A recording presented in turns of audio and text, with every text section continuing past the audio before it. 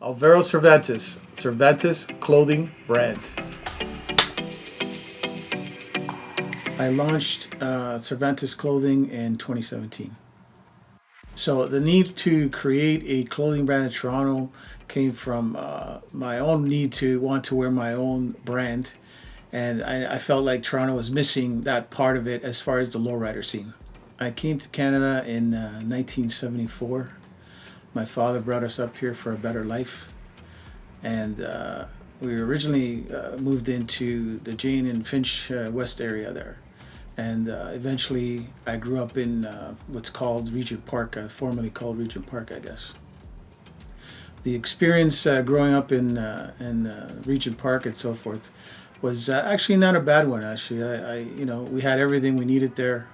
My parents provided what we needed in education, and yes, there was, other types of distractions in the as we call the hood. But overall, I kept to my arts, and I think that's what kind of saved me.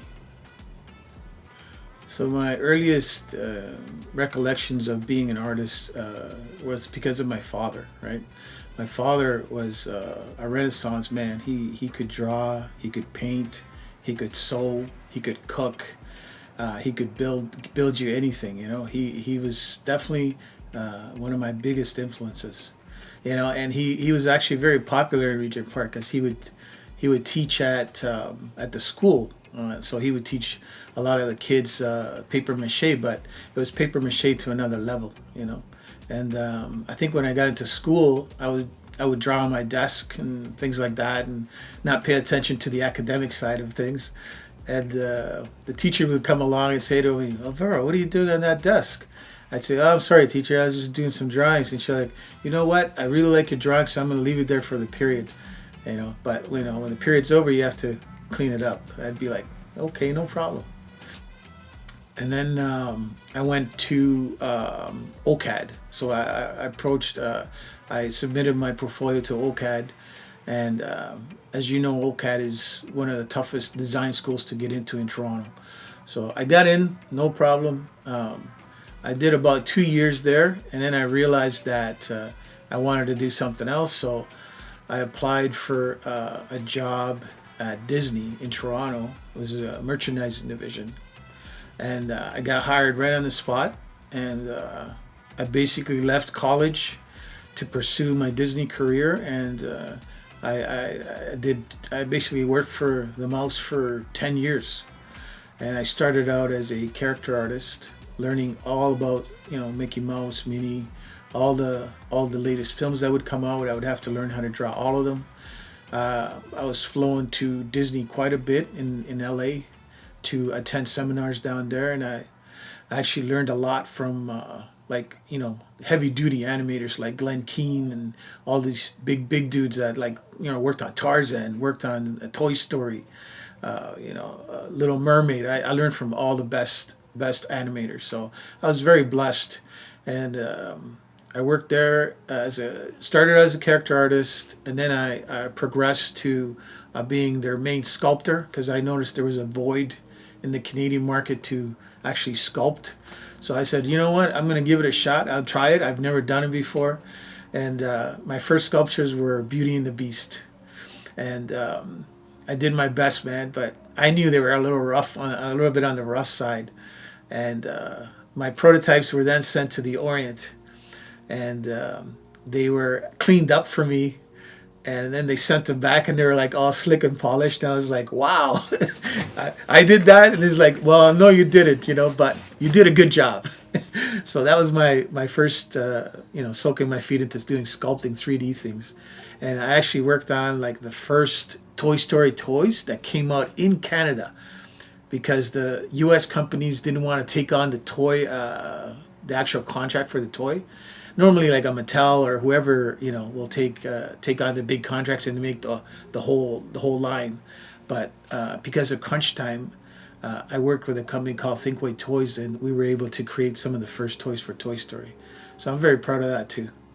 And then following Disney, I finished off pretty much my career there as an art director.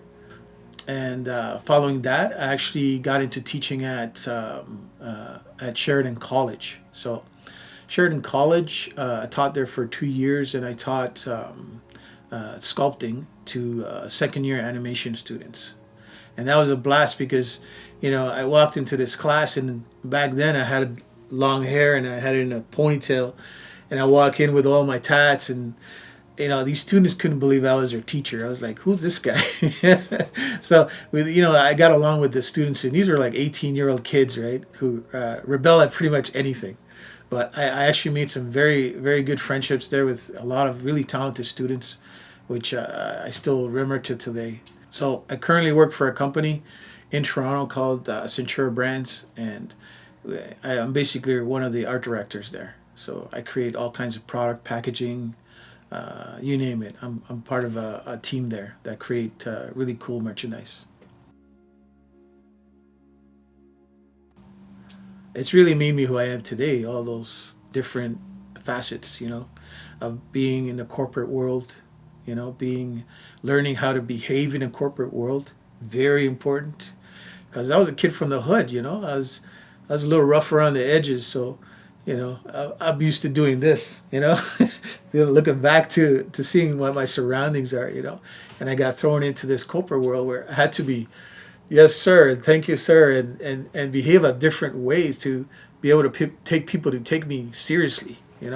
So in my design work that I do now, geared towards the lowrider culture, is things that I really feel excited about. I want to wear a Cadillac doing a three wheel. I want to wear a car hopping.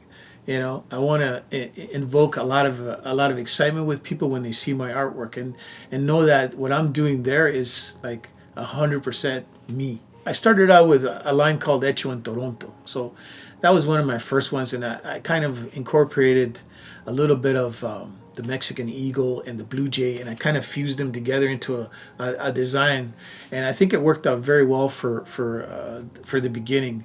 But I also felt like I could grow further as far as my lowrider side of things and line, and now I think I'm really happy with what's going on. I have a partner now as well, a guy named Jordan Knight, and so we're taking the company to a whole different level now. So the lowrider culture is loved by Latinos, Hispanics, Mexicanos, whatever you want to call it, because it's a worldwide appeal. But as far as us, I think it stems from the fact that in right after World War II, there was a surplus of big American cars that a lot of the Anglos did not want, or they were doing other things with them. So I know that a lot of the Latinos, Mexicanos, Chicanos, they actually converted, and they're happily to buy the big Impalas, and because they were so cheap at that point, so they started taking those and customizing them. So I think that's kind of where it stems from. The popularity of skulls, webbing, fine line tattooing, that all stems from. It actually stems from jail. So a lot of tattooists in jail would tattoo their homies, their fellow cellmates, and then they would eventually it became very popular. People like Jack Rudy from California made it very popular. I know that Mr. Cartoon was one of the first ones that I think was part of that initial beginning of the LA culture and fine line tattooing, and as you know, he went on to tattoo people like 50 Cent, Eminem, Travis Barker, lots of people. A lowrider is very unique because of there's a few things about it. The little wheels, which a lot of people make fun of, the 13-inch wire, is like the holy grail for us. It's like the Bible, right? It separates any other car culture from ours. So no other car culture there that I'm aware of has that 13-inch wire, and some are 14s, obviously. But aside from that, you have the beautiful paintworks that you could get involved with. You could do murals on the car. You could paint it with candy. You can paint it with flake. A lot of cars have a lot of engraving, metal engraving on them, all chromed out. The interiors alone are probably 5-6K. They themselves, the interiors are a whole other aspect of the lowrider. And then you have like the engine, right? Like on mine, I have a 1968 Impala ragtop, and that got a LS2 Corvette engine in it. So it's like 450 horses. It's very fast for a big car like that. And that swap was actually done at one of the top lowrider shops in Toronto called Switches and Things. So shout out to Skinny at Switches. He did a beautiful job on my car. So I'm also involved in a car club called Solitos Car Club, strictly lowriders. So I became the president approximately 5 years ago. Our mother chapter is in Chicago, Illinois.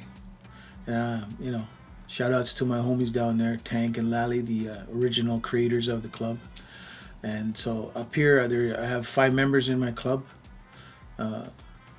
who are now building the cars, to our specs and our standards.